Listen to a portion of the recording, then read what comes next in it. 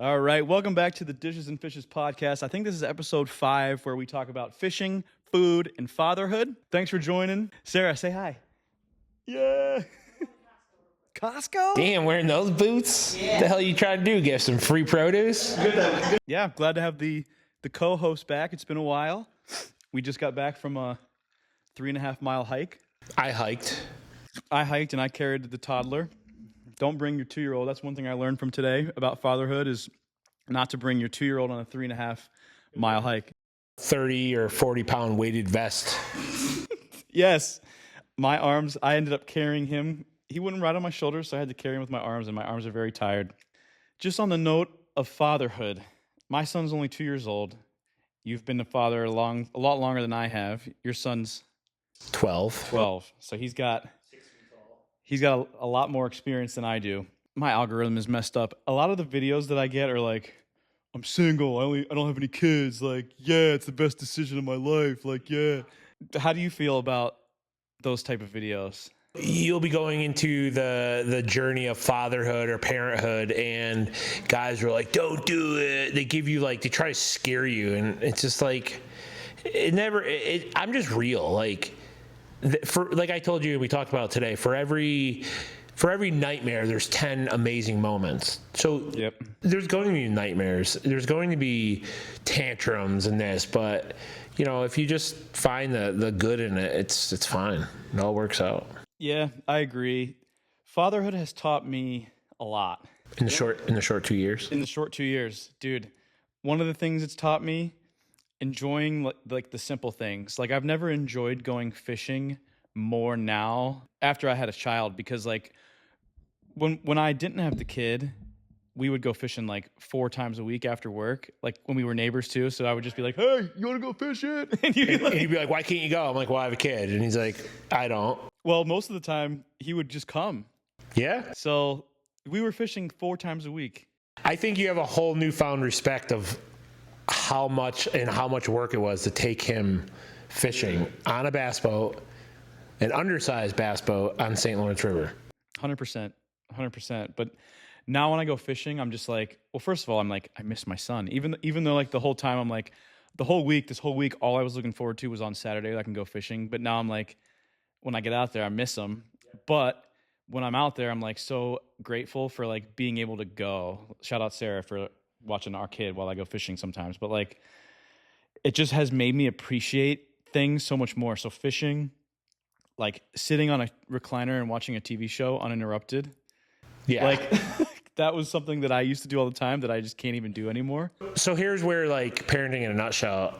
So right now you're you long for the quiet time. You long for the time by yourself because you don't have somebody with you.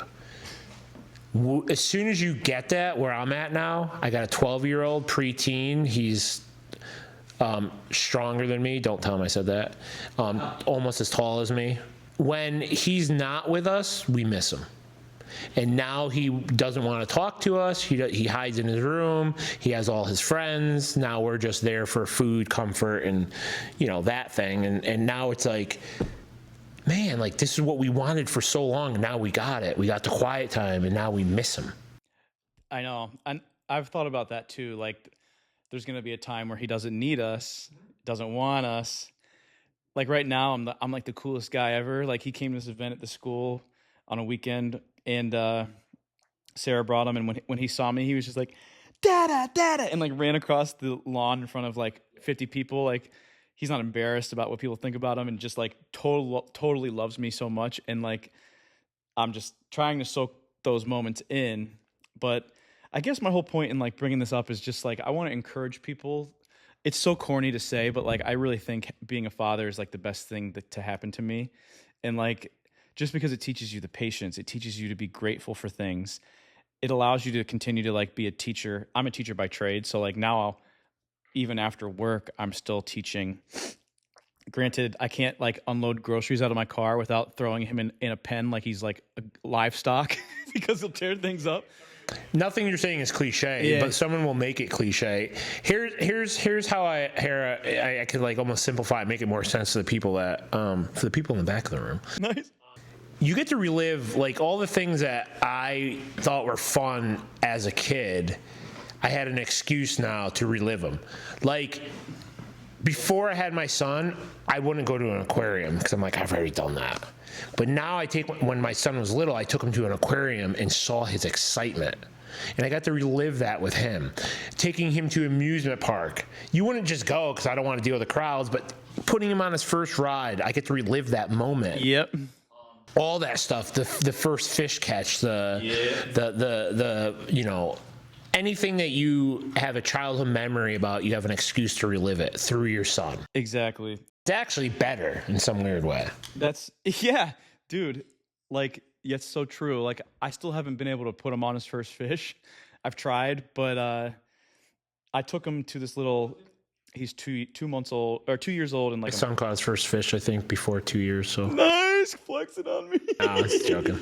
But I took him to like this little fishing derby, and I brought a little ice fishing rod from the bank, and like we were catching fish, and he was like screaming, and like you said, that never really meant anything to me until I brought him with me, and then it's just like anything you do with him is fun now. Yeah, I took my son on the same hike that we went on today, and I knew it was going to be a nightmare. Yeah, I actually tried talking him out of it, but but he did great, and I thought he did amazing because I was comparing it to how my son did the first time, and he had moments of super enjoyment. Like he was running, he was laughing. Yeah, there's some moments where he wasn't, vibing with what was going on, but as a parent almost 13 years in, I've learned to enjoy the small moments. So like, I think parents will go to a restaurant and they focus on like, oh my God, that was a nightmare, blah, blah, blah, blah. But then they forgot that one cute moment of, what they did or what they said, or how, that we all laughed at the same joke, and not everything is going to be a smooth seas, or like you just said earlier, every 10 bad moments there's a couple good ones. Yeah. And the good ones though are so much more powerful than the bad ones. Yeah. Like Sarah loves the toddler flop. So like when you pick him up and he just puts his head right here and just hugs you, there ain't much better than that. Actually, I have a video from when he was, I don't know, maybe a year old. Let me find it here. Give me a second. Here it is. So this is peak parenting for me. He was a year and 2 months old. I'm not a good guitar player, people, but I'll put this video in the podcast too. This moment was like the first, well, not the first, but one of the most powerful moments for me, sitting in that recliner that you're sitting in. He was sitting over by the pellets. We had a fire going, and I was playing some guitar for him. Just watch how proud he is. I'm not a good guitar player. I'll say that again. I'm just chord strummer, but just watch this. Yes, Dada. You see him, Dada. He's so proud of you. Exactly. Yeah, Dada. And like when I was sitting there, I was just like, never ever, like I'll play this song for an hour if you just keep doing that. Nothing in my life has given me that feeling. So, And they're still there. Like as my son, he just turned 12 in October. It's quick to lose, like, oh my God, like he doesn't like me anymore. He doesn't even acknowledge me. And, it's quick to go down that road. But there's moments where you have to look for that. Yeah, he still needs you. He's still, you're still his hero, but they just don't show it. Like they're going through so many emotions of preteen that I've done things to try to like stay hip and relevant in his life. Probably try too hard. Like the bass boat was, more for him and us. And then when he didn't want to do it, I was like, I'm done with it.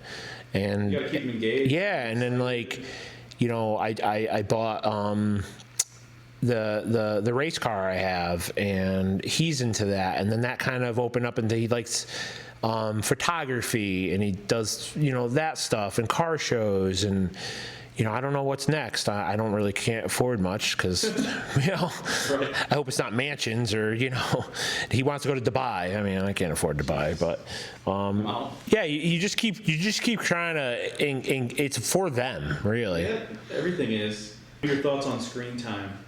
You're 2 years in, so I kind of have the, advantage in this topic. What's the worst decision I made as a parent, and what's the best? All right. The worst decision I made was video games. Really? Yeah, but let's keep going. Oh, dogs. Oh, we got the zoomies, hence the shirt. Drink coffee, pet dogs. Yeah, they're probably gonna knock everything over. They got the Zoom, so we're just gonna let them do their thing. The worst was video games. The best was sports. Here's how it goes full circle. All of his video game friends are also his teammates.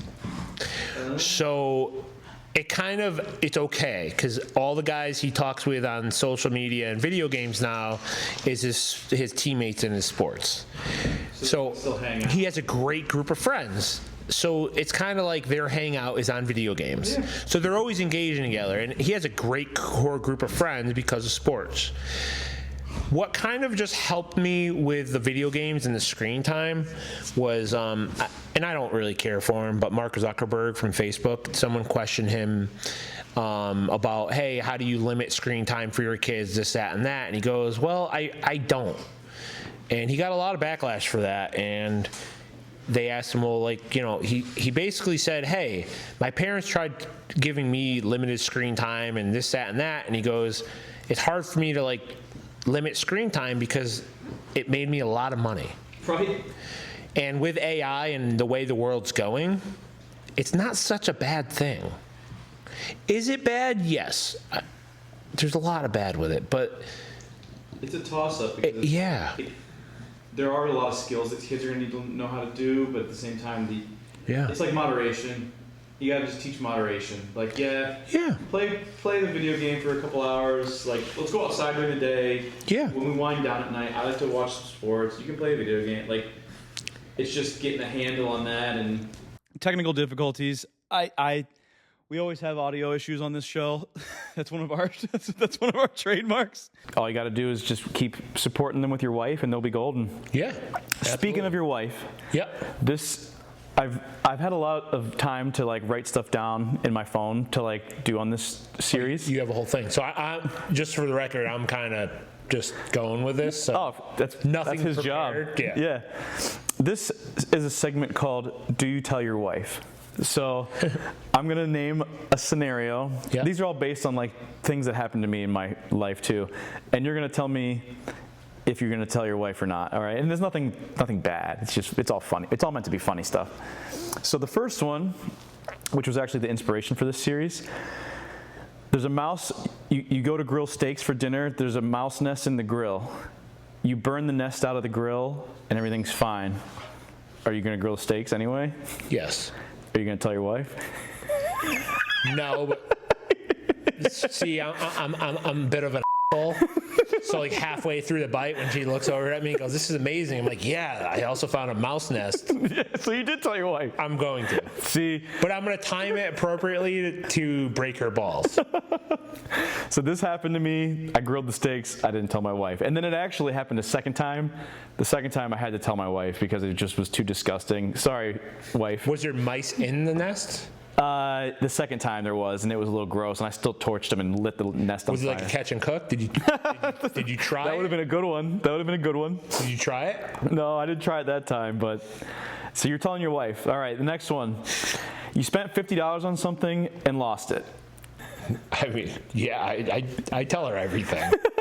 $50? I'm not telling her $50. I lost $50? No, let's say you bought a pair of headphones and you lost them. You can tell her? You guys share finances? Is that too much? No. Okay, so you have your own money to. Yeah, I give her all my money. All right. Happy wife. Truth. Yeah. So. Do you have any shared accounts? No. Dang, he said. Well, we do and we don't. Independent. I just tell her everything, whether it's good, bad, or ugly. And I think that's my success, why we have a really good, happy relationship. I don't have to not tell her anything. If your wife's getting mad at you because you lost a pair of $50 headphones, and you're, no offense, you're probably not married to the right woman. And that sort of leads me into the next part of this question. What amount of money would it take for you to tell your wife? I wouldn't tell my wife over $50. I would just, life goes on. Yeah, but you're not telling her for malicious reasons. No, none of this is malicious. No, what I'm saying is, I might not tell my wife, but it's not because I'm afraid to tell her. If you're afraid to tell your significant other anything, not the right person. 100%. What amount of money, when you make a purchase, do you discuss with your wife? Like mine is probably like, I'd say like $300 to $500. I'm gonna be like, hey, can I get this? Is it cool if I get this? I just buy stuff, but I just tell her. She already knows what I'm asking. It's already bought. You're kind of like the outlier. Like when I bought my car, I literally called her. I mean, it was talked about. It was a plan. I literally was like, hey, I found the car I'm buying. And she's like, how much is it? And I says, well, it's a lot. And I just bought it. You married the saint. She's great. Yeah. She's amazing. This is an easier one. You use her decorative dish towels to clean up a spill. Does your wife have decorative dish towels like mine? Yeah, and I would not use them. You just know. You know that. Yeah. Yeah, my wife has a prized section of decorative dish towels that I've used. And I cook a lot, so I'm always grabbing them and like wiping up the raw chicken juice and like sleeping on the couch. And she gets mad. She never gets mad over anything, but she loves her decorative dish towels. Don't mess with the decorative dish towels. All right, here's one that might apply to you based on your new physique. You're on a team diet with your wife, and you have a Big Mac on your way home from work. I wouldn't, but she would be the one to like cheat and do like a cheeseburger for McDonald's and a Diet Coke. She tells me, okay. No, I mean, that's the whole thing. Like, will there be ball breaking? Yeah. Like when she tells me, I'm like, oh, there it is. Like, good luck, Right. It's you got to break balls. You got to have fun. Once again, if someone gets like really mad, you're not in. It ain't that deep. Nothing's that deep. No. I don't know if we've got into this ever, but my wife loves to clean, keeps things really, really nice in here, and I'm thankful for that. She's Italian. Yes. She loves her vacuum. I got to get her a new vacuum for Christmas. But you break your wife's vacuum when she's not home. Do you blame the manufacturer defect, or do you tell her you broke it? You're gonna get your wife a vacuum for Christmas? Yeah. That's what she wants. What, am I not supposed to get my wife what she wants? Are you going to get her like one of those vacuums that vacuum themselves? She told me the brand that she wants. We got, it's called a Robo-Rock or something like that. It not only vacuums, it also mops the floor. Up by itself? Yeah. Is it like one of those big robots in Stop and Shop that's like 6 feet tall with the googly eyes? And like, you could put googly eyes on it. Yeah. What does your wife like to do at home? Like, is there like a tool that she uses often? Cook crock pot, like something like. She has like her Cricut machine. She makes like mugs, T-shirts. Perfect. You go to use the wife's Cricut and you break it. Buy a new one. Are you going to tell her that you broke it? I'm going to tell her I broke it and there's one already on its way. I love Amazon. They'll be here tomorrow. Yeah, you're not the best person to play this game with because you just like, I'm telling her, I'm buying it. Yeah, I'm just. Well, I mean, the key to a happy life is just fix problems. Yeah, 100%. I'm a problem solver. I know you are. I'm really not going to be like, hey, I just broke your $400 like Cricut machine and like I know you love that thing, so good luck. Right. That's what idiot guys do. 100%. I'm like, hey, I broke it. You got one coming. And not only am I got one coming, I got you a better version. Hell yeah. One. Yep. Happy wife, happy life. Yep. All right, I got 2 left. What kind of vacuum are you getting? I can't remember. Remember the name of it. Dyson? No, I want to say she said like Shark. Those are good. Is that a brand? Shark? We just bought a new Shark air fryer. They make air fryers too. They diversified. Taking over. Hey, don't yell at me. Good boy. Got a toy? All right, I got 2 left. They more apply to me, but the baby falls off the changing table onto the floor, cries, but doesn't get hurt. Are you going to tell your wife? Did that happen? Yeah. Yeah, of course. Because like, What are you gonna tell her though? Like, oh, he fell. He didn't get hurt, but he cried. see, Like, if you don't say something right then and there, and like 3 years down the road, the kid like develops some type of weirdness. You're like, damn it. Maybe I should have said something because that could have been prevented. Now he's a little slow. I feel like she would only worry more if I told her. I don't think I would tell her. You didn't tell her? So she No, knows now. I don't think so. But he's fine. So she knows now. Now she knows. If she watches this, she won't watch this. I'm still in the clear. This was inspired because my wife is a veterinary technician. You're driving and you hit someone's pet. Jesus, yes. What is wrong with you? Who is this guy? My moral compass is totally wrong with me. What if she's in the car Well, she's going to know. sleeping? She's going to wake up. Of course I'm going to say something. I would feel horrible as somebody's dog. You can't ask that question. My dog is right here, and he's like, She would be devastated. This is my 5-year-old right here. I know, it would be devastating to Oh, do I that. can't. You can't. That's not even. Wrote these questions. These are things that I've been thinking of over the past year, dude. Listen, I'm on my second marriage, so I had time to perfect it and learn from my what? mistakes. This is my second marriage. Oh, yeah, I knew that. Did you know that? You told me that before. Yeah, I did. This is my second marriage. Okay, yeah. I've made every mistake in relationships. So this one I've learned, and I'm still learning, that the right one will stick by your side. The right one will be there in your darkest moments and your happiest moments. Yep. And I will say that my wife has never once turned her back. I know. She's a saint. So for me to say I wouldn't tell her, I would tell her everything, good or bad. Yeah. We got the last of a dying breed. Yeah, they like vacuums. Right. They're like vacuums and cricket makers. They're solid. You were talking about the forward-facing sonar a little today. Yeah. You saw that they banned it, and I think they banned it in like half the tournaments. It's gone for good. Like, I don't know too much about No, there's I think it's still allowed in most of the tournaments, but they picked like 3 lakes on the series or something like that where they can't use it, which I think's cool. I mean, and those guys still slay, so I don't think it's going to even really matter, to be honest. Like, I mean, it'd be cool if it did, but I feel like those guys are pros. Like, they don't need it. I mean, do you think they do? I mean, on a pro level, if they're all using it, I think it's all fair because they all have the same whatever. I loved like going to driving 4 hours away, 5 hours Same. away, We're fishing due. a body of water, trying to figure it out the old school way, and hooking up when you're just like doing it the old way. When live sonar came out, I was like, we're gonna go and catch fish. We're gonna find them. I actually had a awakening when I was in South Carolina a couple months back, and I was actually on a pier fishing with a Barbie pole, and it was the first fish I hooked up to in about a year. I was on a Barbie pole, and it kind of ignited something. I might dabble into getting a set of waders and doing a little, shore fishing, inshore. What do you call it? The tug is the drug. Yeah, I don't know. While we're on the topic of fishing, my next little segment I have is the best moments in fishing. So we'll do a little draft. I'll even let you start if you want. Obviously, when one thing gets taken, you can't take another. But there's tons of things in fishing that are awesome, not just catching fish. So if you want me to start, or would you like to? So all the things in fishing, the best thing about fishing, I'm taking sunrise in the morning. Remember that time on Squam Lake when we were maybe it was Squam, one of those New Hampshire lakes In Winnipesaukee. In Winnipesaukee, Yeah. when we were rolling out, and it was like that golden I sunset. have those pictures still. Yeah. That was like better than a lot.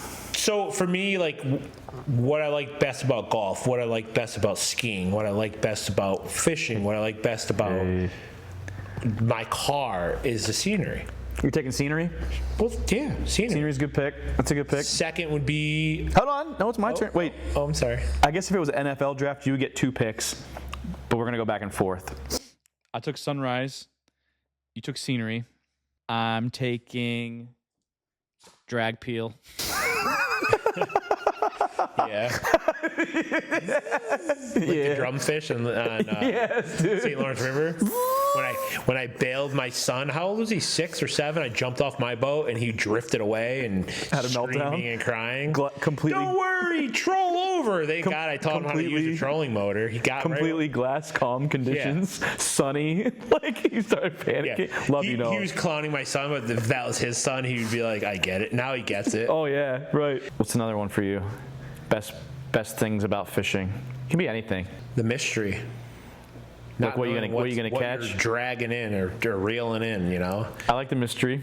Like that one time, I thought it was a largemouth. I was fishing topwater in grass in Kettletown on Zor. Yeah. That little Oh cove. yeah.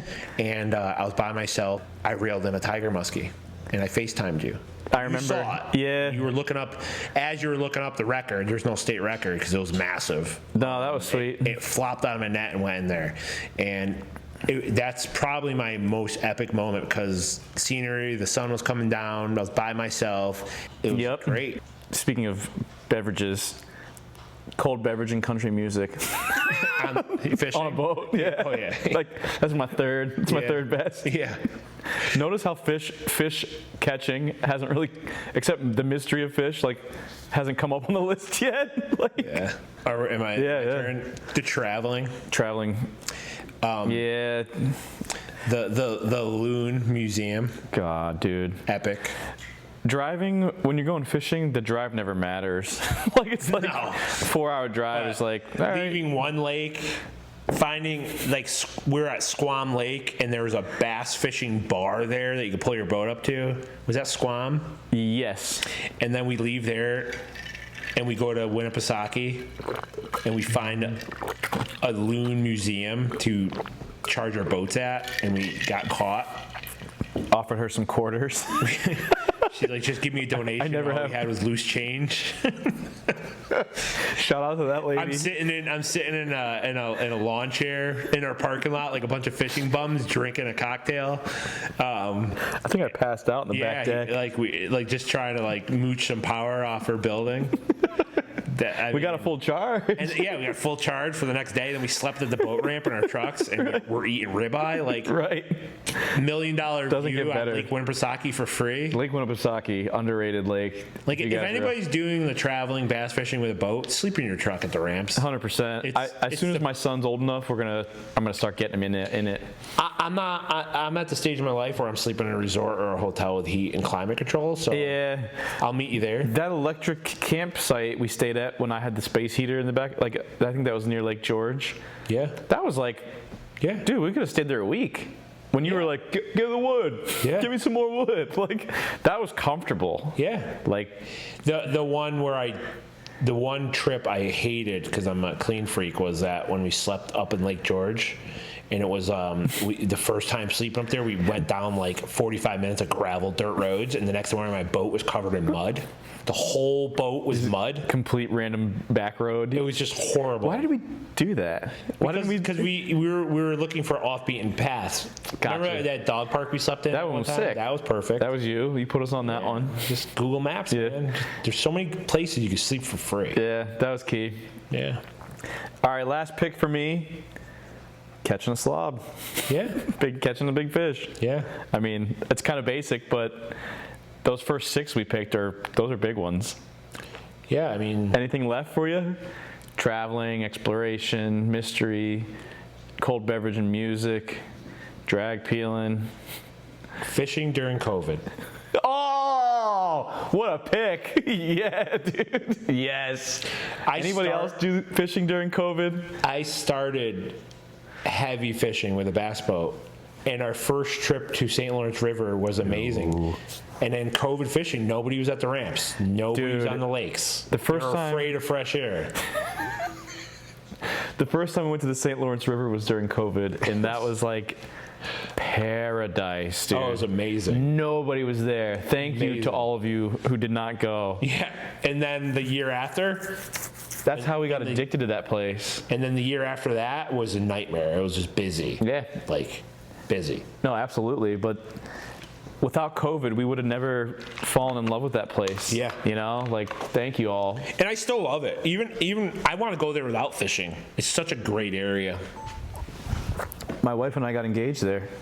That's right. Yeah, so now we go back there. We've gone back there every year for a while. Yeah. You did the pontoon boat thing there, right? Rented the pontoon. That was amazing.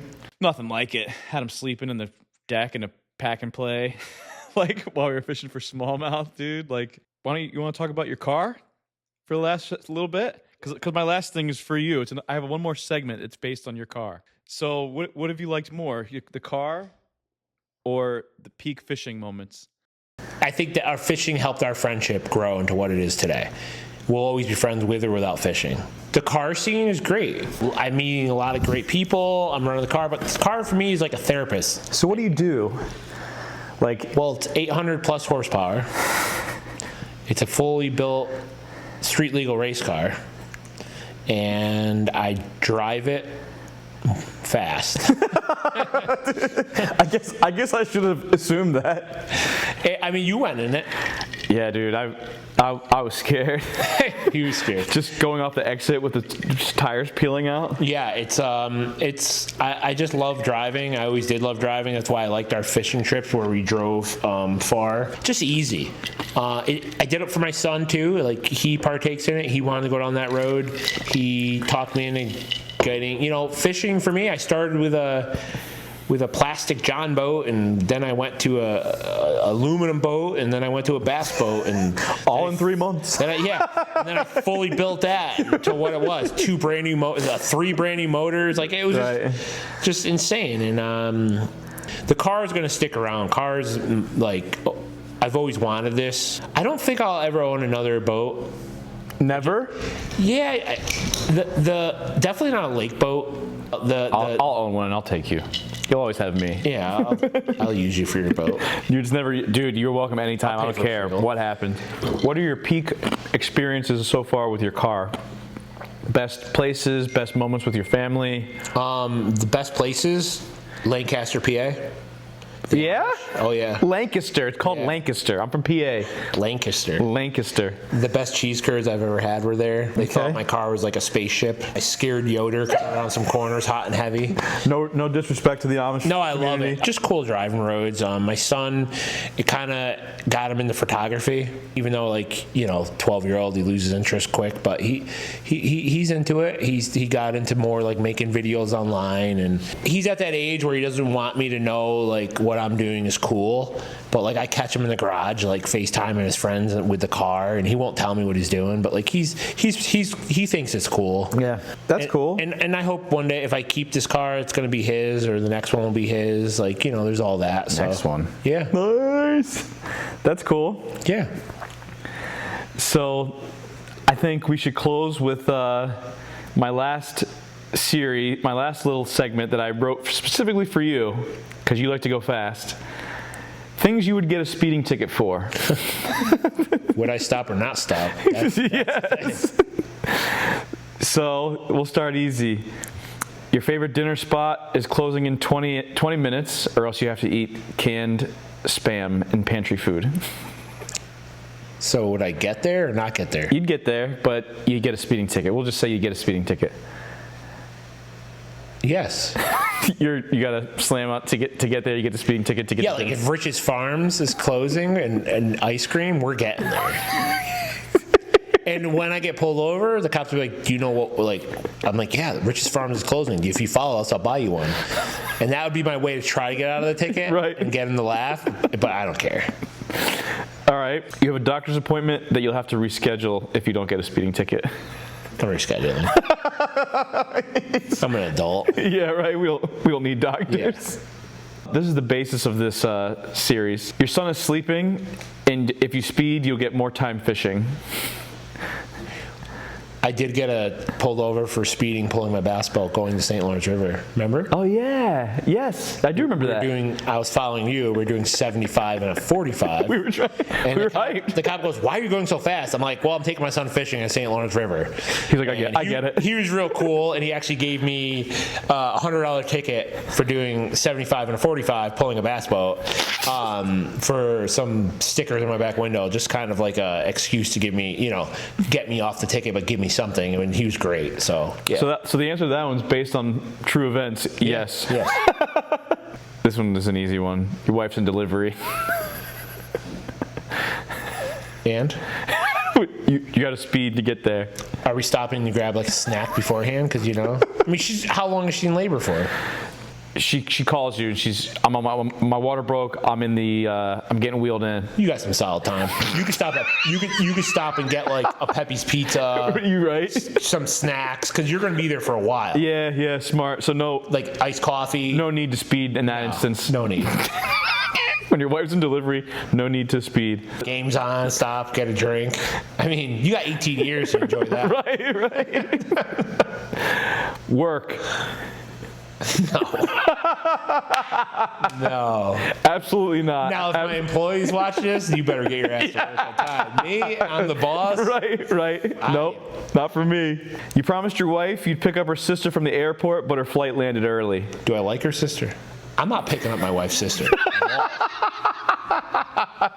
And she ain't flying in to visit us. She's one-way ticket going that way. Yeah. Like anybody from your wife's side that comes and flies here? No. Bad example then. They could wait. Last one. Your son has a band concert, but he's not that good. And if you're late, he'll see you walk in the door. I'm happy he's not that good. But if you're late, you have to like walk in the auditorium when it's dark, and he'll see you. So my son's 12. I've sat through some of those. All right. So it is pain. It's painful. Any parents that actually enjoy those concerts, it's always like the parents that are like think their kid's amazing and they're the worst. Right. Absolutely. If it was a dark auditorium, quiet, kids are playing like. I'm late. You're gonna be the dad that walks in like in the middle of a song. I might even wait in the parking lot to say I couldn't find it. Certainly not getting a speeding ticket for that. No. Love you, Noah. He understands. Right. I raised him right. Well, I tried to include something for the car. I'm glad we could just do this again, dude. It just feels good to freaking do this with you again. We're older. Mature. Older, 35. My birthday was a week ago. 35. I'm turning 43 next week, Tuesday. This show was born when we were before Loadmaster T, so at least 2 years. Been friends for a while now. 7 years? Yeah. Gangsters. Going strong, man. Thanks for tuning in, everybody. See you next time. Till next time.